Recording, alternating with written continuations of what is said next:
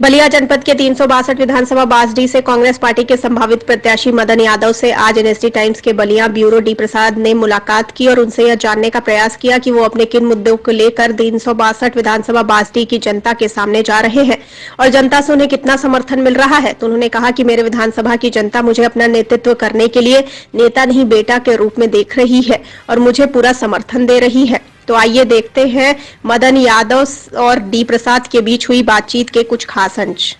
नमस्कार, स्वागत है। जैसे कि आप देख सकते हैं आपका यूपी बलिया का आपका विधानसभा बांडी में हम मौजूद हैं और विधानसभा के चुनाव जोरों शोर पे हैं और उसका बिगुल बज गए। तमाम प्रत्याशी लखनऊ को चल पड़े हैं। आइए चलते हैं विधानसभा सिकंदरपुर में आपका ये बांडी में, जहाँ के युवा नेता हैं कांग्रेस पार्टी से दमदारी समझने में अपनी जवाबदारी छूटे हुए हैं।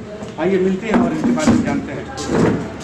सर, सर्वप्रथम आपसे जानना चाहेंगे और क्षेत्र में एक लोगों में उत्साह बना हुआ है और लोग ये जानना चाहते हैं कि मदन यादव कौन है, उनके बैकग्राउंड कहाँ क्या है और कहाँ से आए हैं, परिचय देते हुए। नमस्कार, मैं मदन कुमार यादव, जिला महासचिव जिला कांग्रेस कमेटी बलिया जी और विधानसभा बासडी से अपना आवेदन दिया हूँ कांग्रेस पार्टी में। जी मदन जी, हम जानना चाहेंगे आपसे कि विधानसभा के आप युवा प्रत्याशी के रूप में मैदान में आए हुए हैं, किस सोच के साथ प्रत्याशी बना, किस सोच क्या है सर? देखिए, हम लोग युवा हैं और अपनी सोच भी युवाओं की तरह जो हम युवा सोचते हैं हम भी उसी हिसाब से सोचते हैं। बासडी की उन्नति के लिए हम लोग आए हैं जी। हम ऐसा काम करें जिससे बासडी का बहुत ज़्यादा विकास हो और यहाँ की जो जनता है उनको हर वो सुविधा मिले जिसके वो उम्मीद रखते हैं हमसे। मदन जी, किस मुद्दे के साथ प्रत्याशी बने, आपके मुद्दा क्या, किस मुद्दे पर चुनाव विधानसभा से बांडी कर लड़ेंगे आप? देखिए, हम लोग अन्य नेता जो हैं, अन्य पार्टियां हैं, अपने हिसाब से सोचती हैं और हम लोग चूँकि कांग्रेस से जुड़े हुए हैं, महिलाओं के लिए विकास सबसे बड़ा मुद्दा है और यहाँ बासडी के लिए शिक्षा, स्वास्थ्य, अच्छी सड़कें, रोजगार, ये हमारे मुख्य मुद्दे होंगे। और इसके साथ साथ जो बाढ़ का इलाका होता है, हर साल बाढ़ आती है, वहाँ से जो लोग आते हैं उनकी सुविधाओं का ख्याल रख सकें, यही उद्देश्य है हमारा जी। क्या लगता है जिस पार्टी बनने के लिए आप मैदान में आना चाहते हैं तो उसके पहलू पे कि आपके व्यक्तिगत पहलू पे यहाँ की जनता आपकी दमदारी से वोट करेगी? देखिए, एक सामान्य सी बात है, सबसे ज़्यादा महत्वपूर्ण होता है कि जो हमारे नेता हैं वो कितना परिश्रम करते हैं। और आप सब देख रहे हैं कि लगातार जब से दीदी जी यहाँ आई हैं, प्रियंका दीदी लगातार संघर्ष कर रही हैं सड़कों पे, हर मुद्दे पे, वो चाहे महिलाओं का मुद्दा हो, युवाओं का मुद्दा हो, किसानों का मुद्दा हो, तो हर मुद्दे पे दीदी लगातार लड़ रही है। और वो चूँकि हमारी नेता हैं तो उनके नाम से ही चुनाव लड़ेंगे हम लोग, कांग्रेस पार्टी के ही नाम से। चूँकि हम लोग यहाँ क्षेत्र में लगातार 5 साल से लगे हुए हैं तो जनता हमें जानती है, लोग यहाँ के पहचानते हैं, उनके सदैव सेवा में लगे हुए हैं, तो उसका लाभ भी हम सबों को मिलेगा जी। और देखा जाए तो मान लीजिए कि बीजेपी की सरकार 5 साल आप केंद्र में 10वें साल पर रह रही हैं, तो क्या महंगाई को लेकर के आपके मन में क्या सवाल है? महंगाई जो चल रही है उस पर क्या आपका कहना है सर? देखिए, एक सामान्य सी बात है कि जो अब सब मिला के हम आपसे यही कहना चाहते हैं कि जो मिडिल क्लास फैमिली है और निचले जो गरीब तबका है वो महंगाई से बहुत परेशान हो चुका है और त्रस्त है और बीजेपी को वो वोट नहीं देंगे जी। सर, एक चीज़ जानना चाहेंगे, पब्लिक जी यहाँ की बांडी विधानसभा की जनता की कर रही है, जा रहे हैं, ये कह रही कि सभी प्रत्याशी 5 साल के बाद मैदान में आते हैं, सभी वादे करते चले जाते हैं। हम किस तरह विश्वास करें कि जो भी प्रत्याशी आएंगे या मदन जी आ रहे हैं तो हमारे विश्वास को किस तरह कर पाएंगे और जनता के बीच में काम करेंगे? देखिए भैया, मैं एक बात बताना चाहता हूँ आपसे। 2017 का जैसे चुनाव बीता, सरकार बीजेपी की बनी और उस समय से मैं लगातार क्षेत्र में लगा हुआ हूँ। मान लीजिए जनता जो है हमें यहाँ सेवा का मौका देती है तो मैं फिर 5 साल उनके बीच में ही रहूँगा और आशा करते हैं कि जनता का आशीर्वाद लगातार हमें मिलता रहेगा जी। इसी मुद्दे पे सर एक चीज़ और जानना चाहेंगे, पक्ष की जो सरकार है बीजेपी सरकार पर एक महिलाओं की सुरक्षा की बात करें, हम जब आएंगे मैदान में तो अपने विकास पे हमने 5 साल विकास किया है, तो महिलाओं की सुरक्षा की बात की, युवाओं को रोजगार की बात की जाए तो उस पर सब क्या कहना चाहेंगे आप? देखिए, एक सामान्य सी बात भैया आपसे हम कहना चाहते हैं, आप भी चूँकि यहीं आसपास कहीं रहते होंगे, यूपी के ही होंगे जी। यहाँ जो सड़कें हैं उसका हालत देख लीजिए, अस्पताल की हालत देख लीजिए, प्राथमिक विद्यालय हैं, मिडिल स्कूल है, उनकी हालत देख लीजिए। अगर आप संतुष्ट हैं तो मैं मानता हूँ कि बीजेपी ने विकास किया।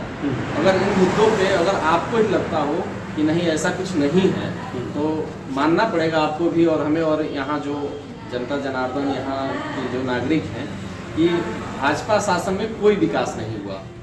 विकास के मामले में वो शून्य है।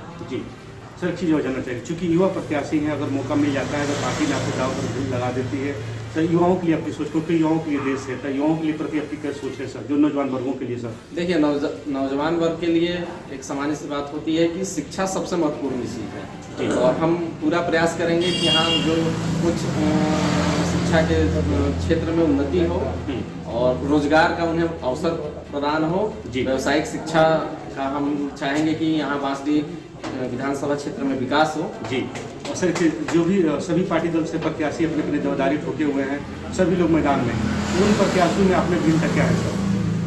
देखिए, भाई प्रत्याशी भिन्नता तो नहीं बता सकते, पर मैं ये जानता हूँ कि लगातार 2017 से मैं जनता के बीच में हूँ, और कोरोना काल रहा हो उसमें भी हम लोग जितना हो सका लोगों के बीच रहे, लोगों का सहयोग किए।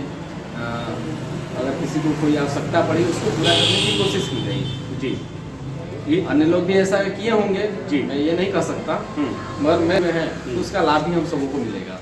जी, और देखा जाए तो मान लीजिए कि बीजेपी की सरकार 5 साल आप केंद्र में 10वें साल पर रह रही हैं, तो क्या महंगाई को लेकर के आपके मन में क्या सवाल है? महंगाई जो चल रही है उस पर क्या आपका कहना है सर? देखिए, एक सामान्य सी बात है कि जो निचला तबका है, मिडिल क्लास फैमिली है, वो महंगाई की मार से त्रस्त हो चुका है, और लगातार आप देख रहे हैं कि महंगाई इस कदर बढ़ती जा रही है, आम जनमानस परेशान है। सरकार जो है राशन के तौर पे अभी आप देख रहे हैं गेहूँ और चावल मुफ्त में दे रही है, पर सरकार को ये भी सोचना चाहिए कि उसके अलावा भी लोगों के बीच रहें, लोगों का सहयोग किए।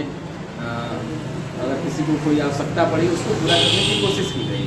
जी, ये अन्य लोग भी ऐसा किए होंगे। जी, मैं ये नहीं कह सकता, मगर मैं बस ये कहना चाहता हूँ कि हम लोग धर्म जात पात के नाम पे वोट नहीं मांग रहे हैं, हम लोग सीधे सीधे विकास के नाम पे वोट मांग रहे हैं, और हम वादा करते हैं कि हम युवा हैं, युवा सोच रखते हैं, और युवाओं की सोच जो होती है वो उन्नति का होता है। जी, हमारा प्रयास यही होगा कि बांसडी का हम ज़्यादा से ज़्यादा विकास कर सकें। जी, मदन जी, एक लास्ट सवाल आपसे करेंगे, चूँकि युवा साथी हैं, आपसे जानना चाहेंगे हम कि सभी लोग पढ़ लिख करके नौकरी की तरफ भागते हैं और सर्विस करते हैं, लेकिन आपने राजनीति क्यों चुने? आपके मन में सबको ख्याल आया सर? देखिए भैया, मैं एक सामान्य सी बात बताना चाहूँगा आपसे। मैं पढ़ने में काफ़ी अच्छा हूँ। जी, अच्छा रहा हूँ पहले से। 2003 में जब मैं हाई स्कूल का एग्ज़ाम दिया उसमें 75% जी हमारा मार्क्स हाई स्कूल में था। इंटर में भी 70 कुछ मार्क्स रहे हमारे।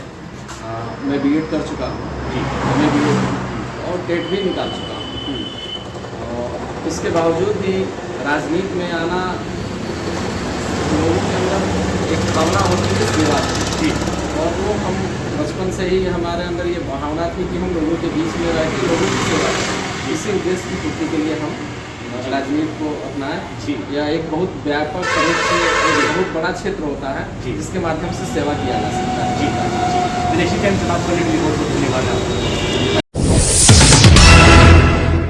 एनएसडी टाइम्स के लेटेस्ट खबरों से अप टू डेट रहने के लिए चैनल को लाइक करें, शेयर करें, सब्सक्राइब करें और अंत में बेल आइकन दबाना ना भूलें।